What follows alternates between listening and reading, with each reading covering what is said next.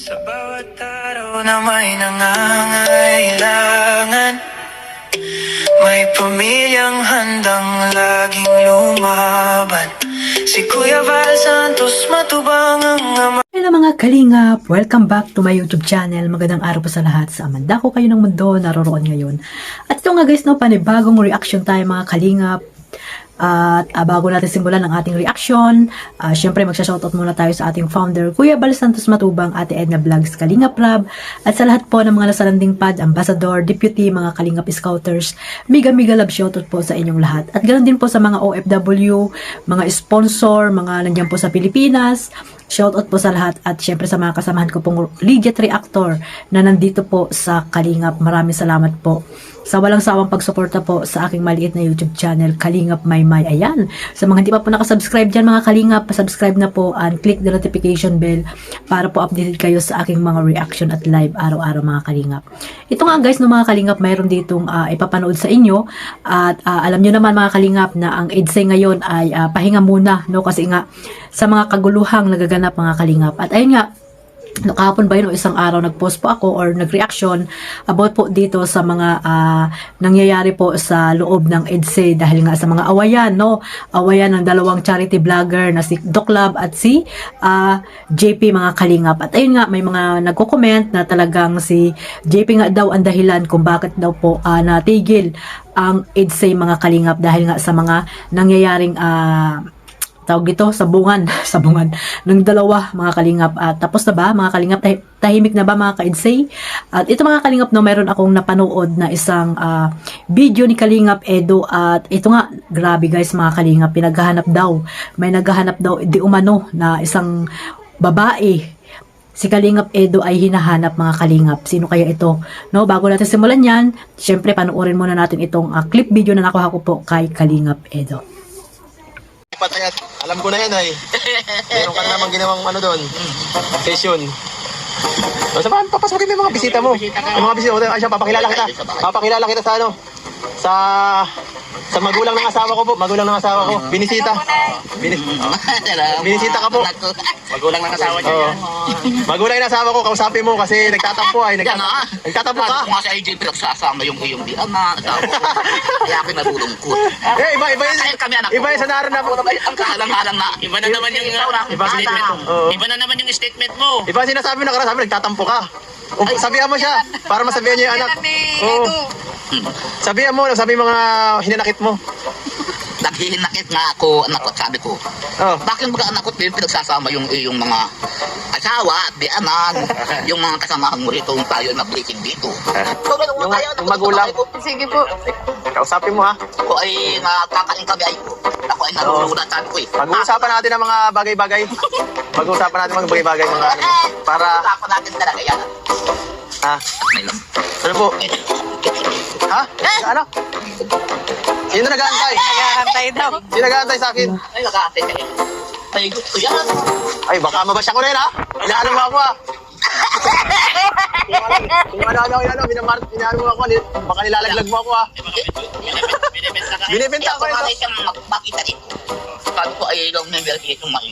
Ah. Ano mo anak ko? May asawa na ako. May asawa na nga. Pero awang ko na. May nabisita pala dito.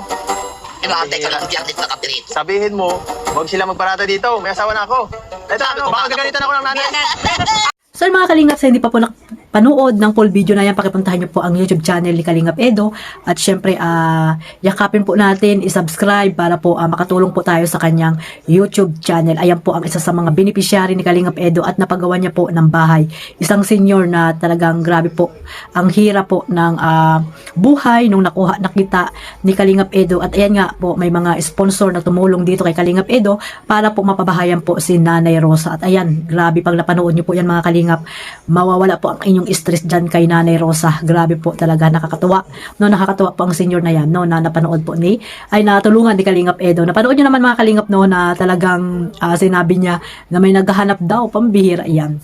Nanay Rosa, pag ay talagang na ano na naman ang mga basher. Si Kalingap Edo na naman ang kanilang pagbubunto na, no. Alam mo naman Nanay Rosa, dito sa community ng EDSA ay may mga makikitid ang mga pag-iisip. Nandyan yung mga basher ni Kalingap Edo na talagang siniseryoso, no, lalo na yan. pag may magseryoso dyan sa sinabi mo, sino ba yung babae na yan naghanap kay Kalingap Edo, ay sigurado na naman, nandiyan na naman Nanay Rosa ang nandiyan na naman po ang pambabalahura, pambabas kay Kalingap Edo, na kung ano-ano na naman po ang sasabihin kay Kalingap Edo. So, actually, wala naman po siguro no, mga ka-Edsay, wala naman, hindi naman sineryoso yung sinasabi ni Nanay Rosa, kasi nga hindi naman natin alam kung sino ba yun, or baka mga kasamahan nila, kasamahan din ng Kalingap, no, na pumunta doon para magbigay ng tulong, that time na pupunta po doon sila Kuya Bal. Alam niyo naman, pag mga senior mga Kalingap ay malilimutin na po yan mga Kalingap, no? Kaya si Kalingap Edo ay nabigla, no? Nabigla dito kay Nanay Rosa. Alam niyo naman mga Kalingap, pag mga ganyang babae ay talagang allergy. Allergy si Kalingap Edo pag usapan, no? Lalo na pag mga ibang babae. At hindi si Beyonce ang involved dito, no? Pag mga iba na talagang grabe po, tawag dito, ibas po si Kalingap Edo. Kasi nga, alam niyo naman po na maraming mga basher po si Kalingap Edo, no? Lalo na po pag hindi si Beyonce, yung mga babae na nililink dito kay Kalingap Edo. Kaya umiiwas si Kalingap Edo sa mga usaping ganyan. Kaya Nanay Rosa, huwag mo nang ulitin yan, ha? Baka mag-isip na naman yung mga basher. So ayun mga Kalingap, no, supportahan lang po natin si Kalingap Edo muna ngayon. Kay Kalingap Edo muna kayo mag-focus, mga ka-Edsay dyan, para po makatulong po tayo sa YouTube channel ni Kalingap Edo. Huwag nyo na pong pansinin or intindihin yung mga nakapaligid sa kanila mga vlogger na nag-aaway-aaway kasi hindi nyo naman alam kung ano ba talaga yung mga totoong pinag-aawayan, kung totoo ba silang nag-aaway or content lang nila para panoorin nyo, di ba? So kayo din po yung talo dyan. So nawala na nga po or natigil na nga po ang Edsay dahil sa mga kagaganyan nila, no, na walang namang dapat pag-awayan, dapat nga magsuportahan na lang. Yan, natigil tuloy or napahinto muna. Hinto muna yun, hindi naman talaga ititigil ni Kalingap Rab. Inihinto muna para po maiwasan na yung mga basher na magulo, no, yung mga toxic dito sa community ng Edsay. Kasi nga pati si Kalingap Edo, si Beyonce ay nadadamay na rin po mga Kalingap, binabasta rin po, di ba? So nagkakaroon din po ng hatian ng mga supporters po ng Edsay na hindi naman dapat na magkaroon ng barrier, kasi nga ay isa lang naman po ang inyong sinusuportahan, ang Edsay. So sana po magkaisa na po kayo mga Kalingap.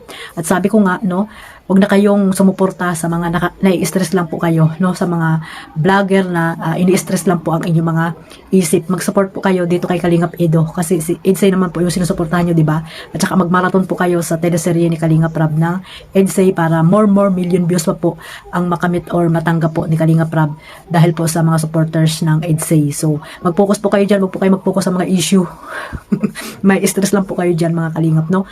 Lalo na po yung mga supporters ng Edsay na alam naman natin na grabe po yung mga nalulungkot dahil nga syempre wala pa munang vlog dito sa Edsay kasi nga dahil nga sa nangyaring mga kaguluhan at awayan na mga nakapaligid dito sa Edsay mga Kalingap. Hindi natin alam kung ano ba yung mga pinag-aawayan nila, di ba? Kung totoo bang nag-aaway or content lang. Yung sabi ko nga, content lang, di ba? So sana po sa mga supporters ng Edsay dyan, kung ayaw nyong ma-stress kayo or na-stress na kayo, huwag nyo na pong suportahan, di ba? Dito kayo mag-support kay Kalingap Edo at kay Kalingap Rab. Yun lang po ang masasabi ko sa inyo para po tahimik ang inyong mga isip diyan, kasi hindi nyo rin naman alam kung ano ba talaga yung nangyayari po doon sa Daet mga Kalingap. So, ang mas maganda po dyan, si Kalingap Edo lang ang inyong suportahan at si Kalingap Rab. At syempre ang ating founder, Kuya Bal Santos Matubang. So, ayan mga Kalingap, napakarami po na nagsasabi na di umano daw ay si JP daw talaga ang dahilan kung bakit natigil daw po or huminto ang Edsay, no, serye ng Edsay, dahil nga nagsimula nga ito daw kay JP, no. Sa mga comment po dun sa aking reaction ay talagang marami pong nagsasabi na si JP nga daw po ang dahilan mga Kalingap, pero hindi natin alam, di ba?